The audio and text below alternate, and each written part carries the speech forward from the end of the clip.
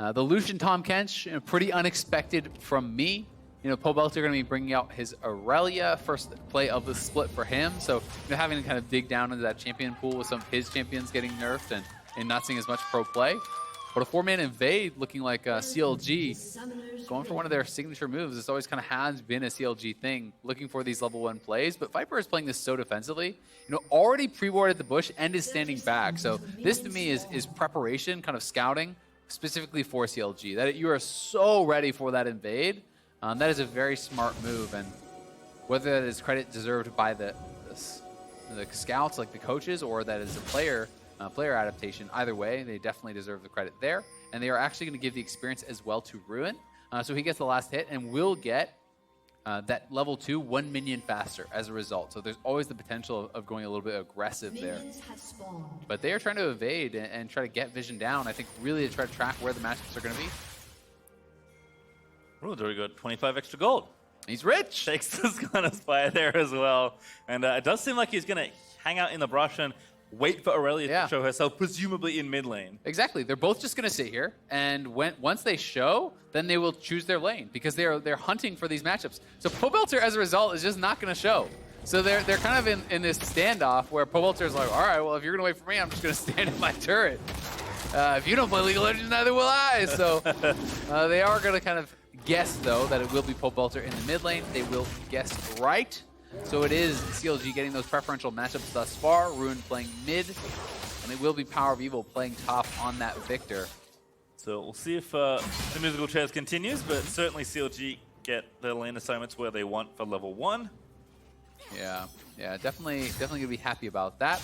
Also worth noting, it is Comet on the Lux. This is not Airy. This is not Guardian. We have seen Aftershock a lot as well. So, this is the kind of most aggressive type of setup that you do see. Traditionally, it's almost always been resolved as the primary runes in pro play, either Guardian or Aftershock. So this is more about harassing the lane and winning this lane. When you are playing against Tahm Kench doesn't really have much of an all-in to speak of, so they're feeling comfortable to just look for the Comet. Comet is hit confirmed by your E because of the slow that it does drop, so CLG is going to be trying to push this in. You proc the lethal tempo with your Boomerang Blade or your Ricochet, then you just auto-attack, you shove in the Lucian, and then you have Lux to harass you under turret. So it seems like a great 2v2 for CLG. And Turtle, maybe in a little bit of trouble in that matchup as the Lucian who wants to play aggressively, but likely not going to be in a position to do so. As you mentioned as well, Viper basically priced in to going for AP, so Glacial Augment effectively confirms that. We'll see the GOP Twin Shadows kind of thing going on there as Ruin. Bit of early aggression here, trying to get the wave shoved in. Does have the ward onto Santorin, who's now going to sweep it out. But Ruin is resetting the wave now, so it will be safe from any jungle attention. Yeah, and as you see, Pobelter just going to kind of have to wait under turret, for those minions to CS. You have to be very careful about Renekton. The early power on this champion is certainly very, very high. That being said, it's I would say less of an abusive matchup in mid lane than it is in top because it is a shorter lane. So Pobelter has more of an ability to kind of just play safe and try to farm it out under his turret. That's likely why FlyQuest just decided to just keep Pobelter mid with the Irelia regardless. If you are in a long lane, it's much easier for Renekton to set up a bit of a freeze and then actually engage on you when you try to come and break that.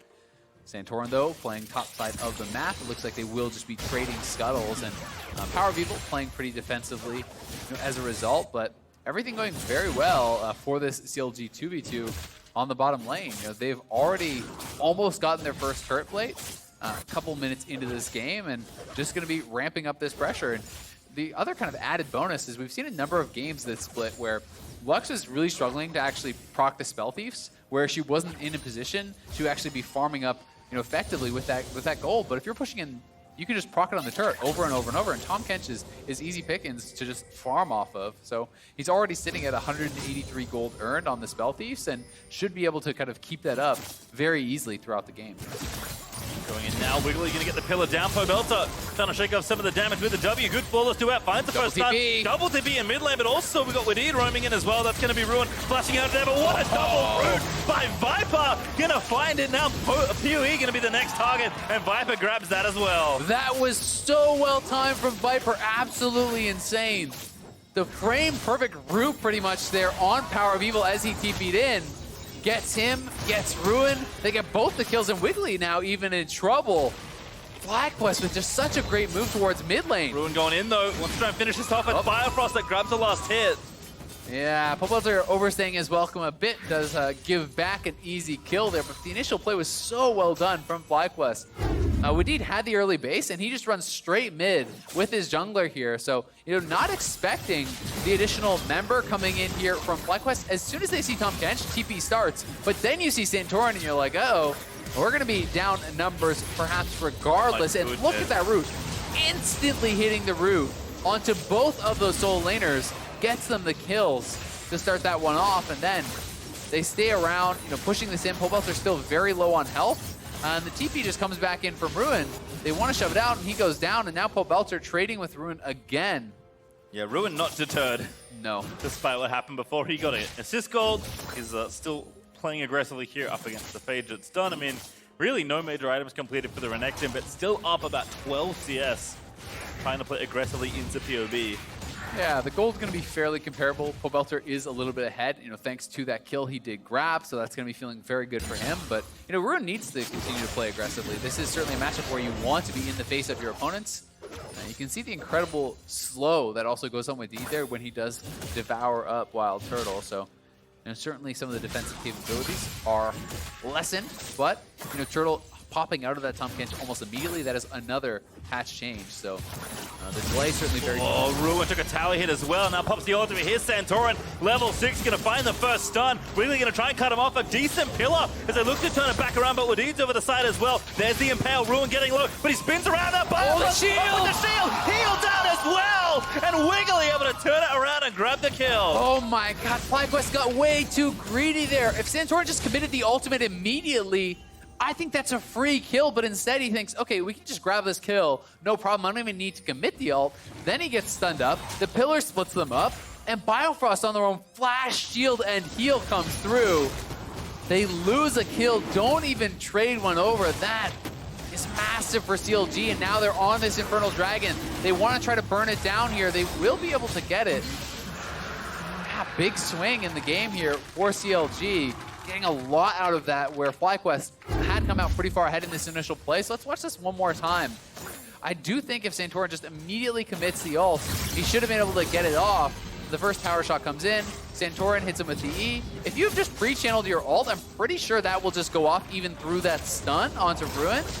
Instead, the stun comes out, delays it, the pillar comes over, buys enough time for flash, shield, heal. The second part of that shield comes through. And that is a tilter for FlyQuest, not able to knock down Ruin.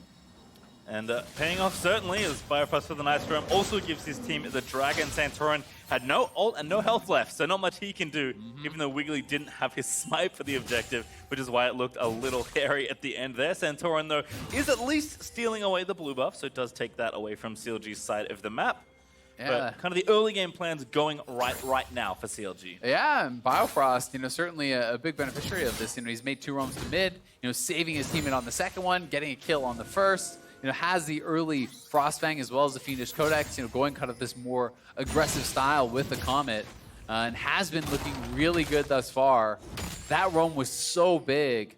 They need to make sure that Ruin is in a position to continue winning this lane, to be winning that 1v1. That is why you pick this champion. So, really want to be making sure you're protecting him. Unfortunately for CLG, none of the kills have gone to Ruin, so, not really ahead in gold.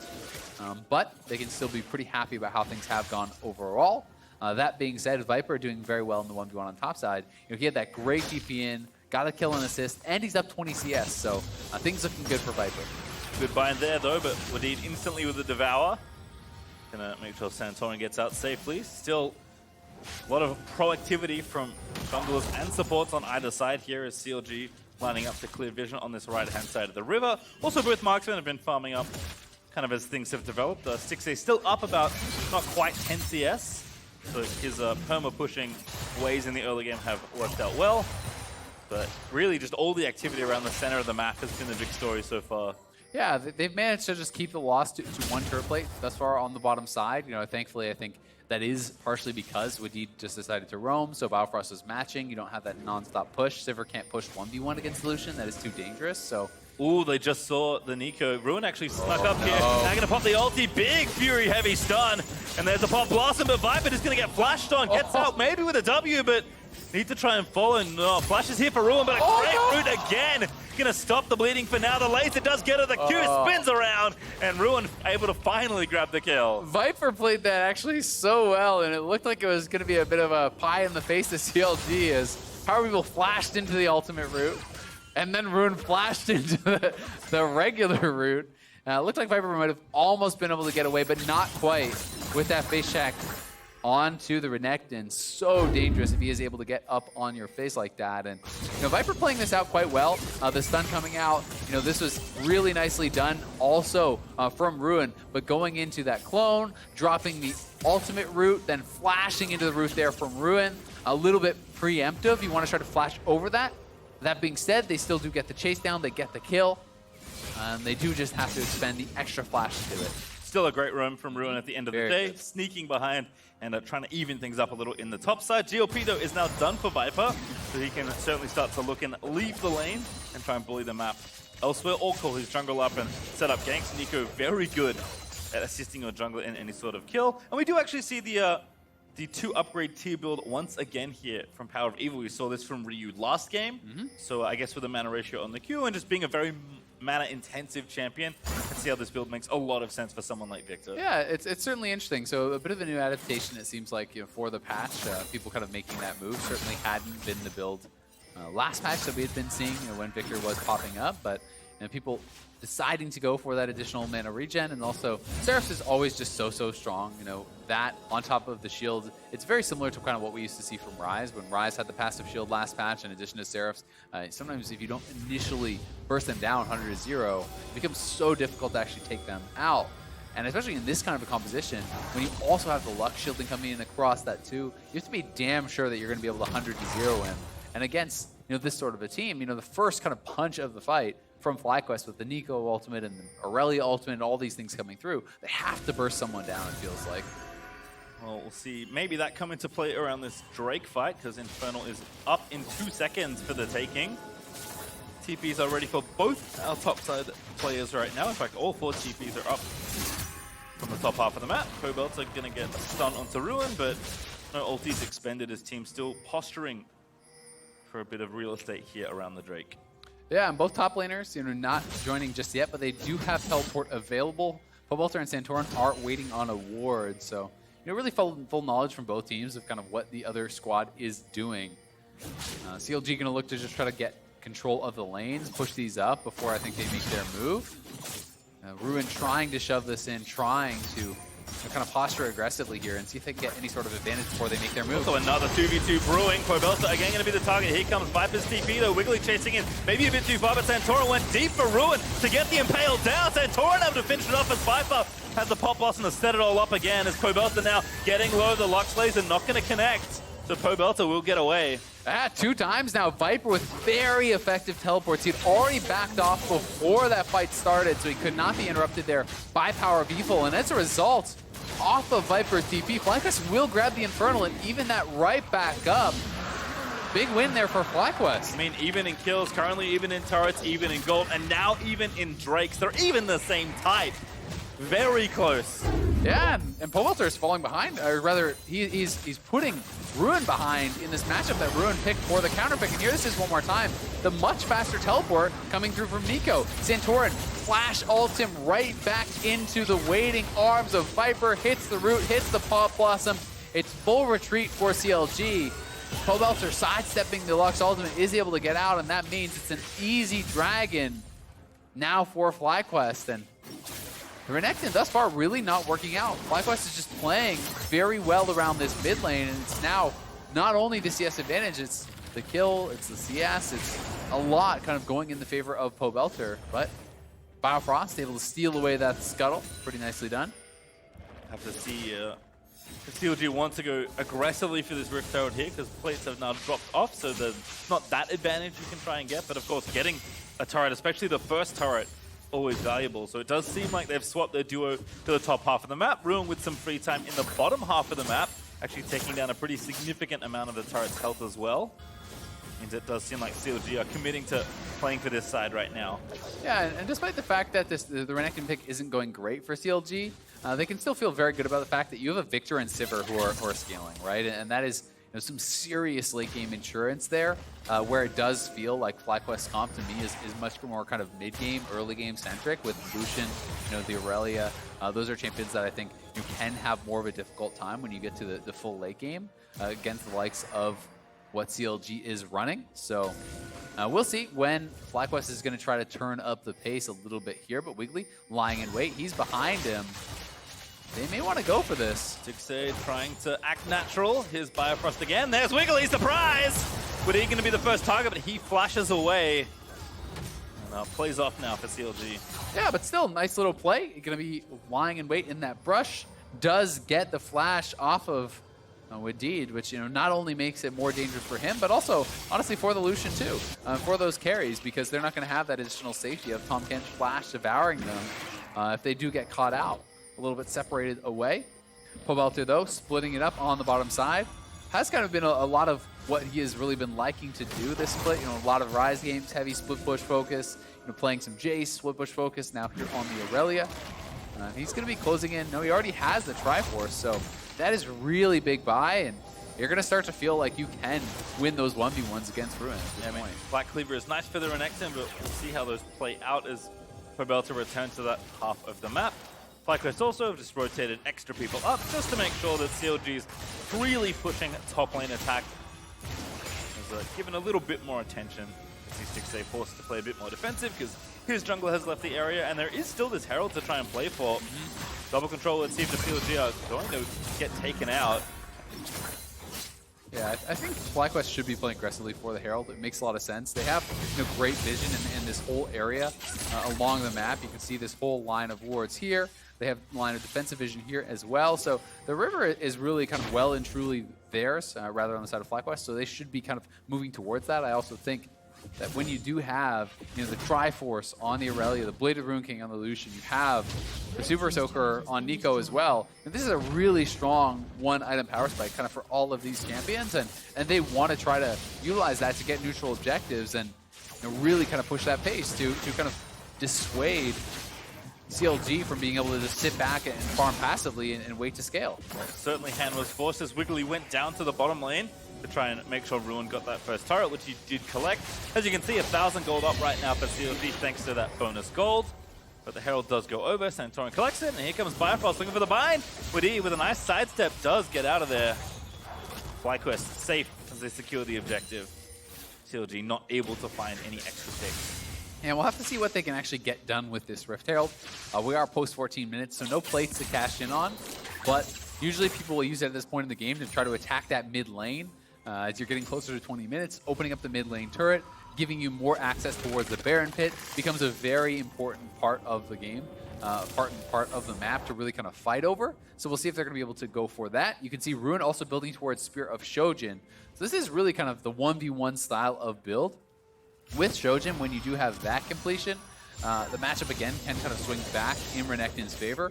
People who are really adept at actually utilizing this with Renekton animation canceling and kind of getting the most of weaving in the autos and actually proccing Spear of Shojin to reduce the cooldown on your abilities, you can get multiple rounds of your stun off in one single 1v1, which makes it very difficult for Irelia to kind of be actually dashing back and forth and healing up with the Q and stacking up your Q passive as well. To be able to kind of win that fight as you would want to. More of the Ruin we expected to see. He was certainly someone who loved the side lane, both in the TCL and, of course, at NSI when he played during the play-in. So, not an option right now because there's a Drake to fight over. If FlyQuest have already started the mountain, Ruin is going to stick there and take the tower. Maybe CLG are just trying for a 50-50. Oh, they're keeping in from behind. They want to commit to this, but Viper, remember, has Flash already. Take it all back. Santorin, though, a little bit low. Root in the front side gets Wiggily down. A good old there from Pobelter, but he's going to get melted down. PowerOfEvil able to take down the Irelia, but Ruin quickly dispatched as well. Still CLG, though, have traction on the objective. Able to take down the mountain as a bonus. Yeah, still good trade there for CLG. 1-for-1 on the solo laners, but you get the dragon, so they're going to be feeling pretty happy about that. Good collapses from both squads to actually turn and fight the one instead of kind of being corralled into the 4. Shojin now already done there from Ruin off the back of that fight, and Mountain Dragon will be pretty helpful here. Pobelter, though, fully spotted out. He wanted to look for the flank. He comes in, hits the 3-man ulti, but Ruin is behind them, and it's a nice binding onto Pobelter. Remember, that W does not reduce magic damage anymore as of quite a while ago, so the damage coming through from Viktor as well as Biofrost, very significant, and is able to burst him down. Yeah. A reminder that we are still looking for FlyQuest to pop the Eye of the Herald and try and take down a turret. Can be tricky if Viktor is sitting in the mid lane just wave clearing forever. In fact, perfect hex core done along with the staff. Looking to get upgraded relatively soon, I would imagine. Means that FlyQuest, if Viktor is there, might have a bit more trouble, but actually he's in the side lane right now. Yeah, I mean, he is sitting on 600 stacks, so, working up. But you don't even need him there. You have Sivir as well, right? Like, you have two of the best wave clear champions in the game. FlyQuest basically have to kill them before they can siege or get the Baron before they can siege. You can't just walk up to a turret and expect to be able to do anything. So I do always like when teams are kind of taking that into account. If you're going to commit to a split push style of build, a 1v1 style of build, Shojin can work in team fights, sure, but you'd generally rather have Asterix because it's harder to get enough auto attacks off in a team fight to get the full benefit out of this item compared to a 1v1. So you have Ruin, commit to a 1v1 style of build. Then you have heavy wave clear on 2 champions. And you use that to buy time, but it's a 2-man collapse. You're down on the bottom side. PowerOfEvil. The great equalizer, Predator Skarner into the Pop Blossom after the Impale. Goodbye PoE, but play on the top side instead onto Pobelter. 3 members of CLG looking to chase it down. It's Wiggily with a flash Q that's able to grab it. It's a little bit of deja vu there as Pobelter and Ruin going down once again, as they did in that dragon fight. Or rather, PowerOfEvil, excuse me. So now WildTurtle is going to be dropped mid lane. They have taken out the Viktor. We did see Stixxay actually going back to base, so no one here to wave clear just yet, but don't think they're going to be able to knock down the turret with this Rift Herald unless they have more members coming in. They are kind of committing to it now with WildTurtle coming around, so they will eventually get it in trade for the top lane tier 2. And you can see how much of a commitment for vision there has been from CLG up to this topside jungle. Look at all these wards. This is all CLG vision on the other side of the map. This is a really, really nice setup. That is pretty much ideal for a split pusher. There's no way you can really be approached without knowing where your opponents are coming from. Pobelter wave clearing here up on the top side. Ruin straight in onto him. Biofrost flash binding out of that stun from Renekton, and then Wiggily coming through. Another flash to chase him down and take him out. So pretty expensive kill. It does cost them 3 flashes, but they do end up cleaning it up. The mid lane outer did go down, and bot lane outer there for FlyQuest, so they'll keep the turrets pretty close to even. Turtle did have to TP in mid lane to make sure the outer turret fell in mid, but not a particularly big investment for an AD. Yeah, not happy to make the trade. And I think he had to, right? It didn't look like they were actually going to get it until he did TP in. I don't think TK and Shelly going to get it done. Yeah, they weren't going to be able to, so drop the ward, he TPs in. Nice little move from them there. But quietly, I mean, Stixxay hasn't really been a part of the game at all, but you're going to be really happy. It's a classic. Exactly. I mean, Lucian sitting at 23 minutes, 1-0-0, 2 items, that's fine, right? But you're going to be very happy to be Sivir at this point and just kind of had a smooth farm game where you're working towards your IE. At that point, Lucian's never going to be as strong as you when you're on 3 items as Sivir from then till the end of time. So it does get very difficult, but Santorin looking for a play here. Just already popped, very speedy Scorpion, but Pillar is going to block out any potential attempt. So CLG disengage from that possible engage. Yeah, you can also notice 2 QSSs have actually come through here for CLG. You'll note it is on the solo laners, the guys who are very likely going to be out in those side lanes. And Santorin, wants to be able to collapse, potentially in combination with Wadid to actually punish any sort of side lane play. The QSS is going to be a bit of an answer to that, going to make it much more difficult. And also, if Ruin were to TP into the back of a team fight, you can't just Skarner ult him and then turn on him and kill him for free. You're going to need a little bit more than that, certainly. And also pretty helpful in the 1v1 against Neeko with both the root and the Pop Blossom root. So a lot of uses for that, and going to be feeling like a pretty good buy. CLG trying to shove mid here because there's a Drake they want in 5 seconds. The Mountain will spawn. Viper actually in a pretty good flank spot of his own. As the team trying to step around the play, there's the flash into Biofrost, and Santorin has found a good target, and that's going to be a kill as Wadid on Turtle. Able to flank around as well. Pobelter with a nice ulti. Onto PowerOfEvil. Now Stixxay going to have to fight his way out of there. The Pop Blossom goes, he finds the root, but Stixxay flashes out, and also I think PoE barely escaped on the other end. It's now Ruin who's going to join the fight. Spear on top. Wadid with the cleanse does get out of there. Yeah, Wadid able to escape with his life. And they do get the kill on Biofrost. So 1 for 0 there from FlyQuest. Very close fight. A lot of summoners on both sides. But CLG have more health in the tank, and they're going to be the ones to go grab the second Mountain Dragon. Infernal plus double Mountain. The threat of rushing down a Baron becomes very, very real now. FlyQuest will have to keep really good tabs on this Baron. So Biofrost stepping forward, wants to clear. He'd already used the Lucian Singularity to check around the corner. Doesn't have eyes on Santorin, who commits the flash ult. Then Wadid, Turtle flashing in from behind, not quite able to kill off PowerOfEvil. The shielding coming through from the Seraphs and the Q means that he is able to survive. Turtle has to flash out. Wadid also has to use that cleanse and get out of there. But he did, FlyQuest, at least get the kill. They don't get the Drake, though, so I think CLG will be pretty happy with the trade, all things considered. Yeah, I think especially because it's just a support kill. You know, not the end of the world, no big shutdown, no one, they're super important off the map. So, you know, Biofrost goes down, but, you know, it gets harder and harder. I really do feel like for FlyQuest, the onus is going to be on them to be able to create some sort of a great flank with the Neeko or some sort of an amazing pick here from Santorin. But, you know, CLG are going to have very quickly a 3-item Stixxay here on Sivir. They have the late game from Lux, which is so incredibly powerful for support with this AoE shielding. And Viktor plus Sivir can just melt through pretty much everyone in combination with the Trundle, who's going to ult your frontliner, so they're even squishier. It is very, very scary to kind of fight forward into this CLG team. And on that, I think the game is on this Tahm Kench. We've seen it from Liquid already today, where you need to be able to use his ultimate effectively to try and make plays around the map, because that's one of the reasons you draft Tahm Kench. And with Wadid coming up his first game here with the LCS team on stage, that's a lot of pressure to put on a player, because FlyQuest don't have that many other options to try and find a good fight. Yeah, they certainly don't. I mean, just using the pillar to step up and actually get some damage down on this. Oh, he's just CC'd forever. Goes into station. Just turn on Pobelter now. Sivir pop, Gravity Field not up here, but Pobelter going to try and find his way out. Oh, good stasis, actually going to buy a bit more time, but I don't think it's enough for Santorin. Got his legs caught in a light binding. Yeah, now they could potentially just go straight to Baron. I mean, you have double Mountain here. You could threaten to run this down, so they're going to shove out mid. We'll see if they do decide to go for it or just try to get some more vision, but you can see how annoying those zoning tools are. CLG have done this a number of times throughout the season now.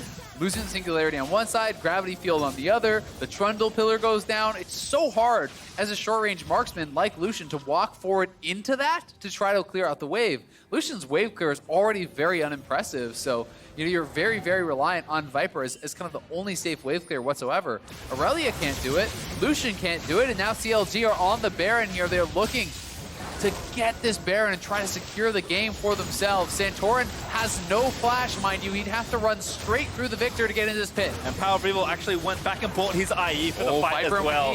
They're flanking. Ruin also trying to find something. I think the Baron's going to be CLG's, but can they get out safely? Light binding onto Santorin prevents that. PowerOfEvil even looking to chase down the Neeko. Here's Ruin looking for the flank, finds Santorin for the stun. Scorpion locked up with the Impales. The shield going to try and keep him alive. Into stasis he goes, but great ult from Bio, almost enough to get the execute kill, but now FlyQuest are on the wrong side of the map. Yeah, exactly. CLG just need to push, but they're chasing down Pobelter. Sivir ulti again, Ruin finds a stun. Pobelter off to a minion, trying to get his way out of there, but blocked up for too long. Wiggily able to chomp him down. It's CLG with Baron straight down mid lane. Yeah, and I mean, this is honestly a Baron that you could just end the game with potentially here. The wave clear is so poor on the side of FlyQuest, even without that Baron buff. They are really going to struggle to actually stop this Baron push whatsoever. You have so many zoning tools, and PowerOfEvil just, there it goes, Gravity Field drop down. Now you have to back off as the Neeko. They can step forward and poke away at this. You can see Ruin pushing in the top side.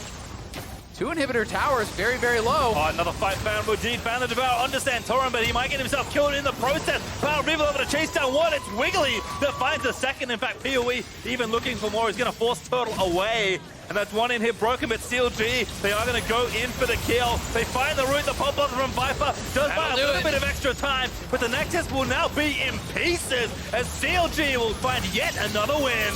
And Pobelter back to respawn only to watch himself die again as Counter Logic Gaming claim victory. CLG looking good once again here.